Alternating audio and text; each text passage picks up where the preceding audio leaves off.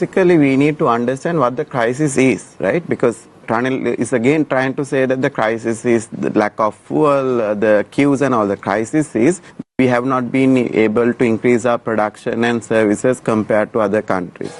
We have a huge trade deficit that is getting larger. We have a fiscal deficit that is beyond control because we have not collected the due taxes for so many years. Right? And then we have a huge income inequality. Today, the data says 30% of our population is below the poverty line. Right? So these are the biggest problems we have. And what is different NPP would bring into table is that we need to bring in the economic models what the other countries used to revive. Right?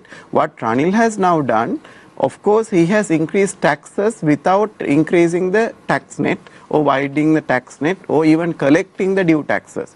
He has just put the burden back onto people. So as MPP, we are very clear, as soon as we collect more from these leakages, we can reduce the VAT at first, and also to adjust the income taxes of the middle class that is now they have been suffering. So tax, obviously we are in an IMF program, we know what is the targets, and we have to ensure that those targets are met whilst the benefits are passed on to people with the progression of the other things that we need to do. In terms of the economy also, now we have got into a very bad bond deal, right? If you see the global analysis and research, people are saying not even to take Sri Lanka as example in debt restructuring because it's such a bad deal.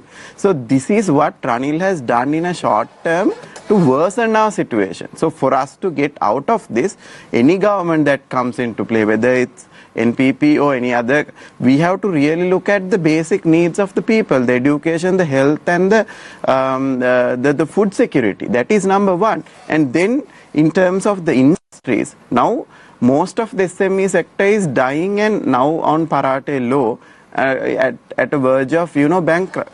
There's no debt restructuring for them. So what Ranil has done is he has taken some breath to come for the election. So there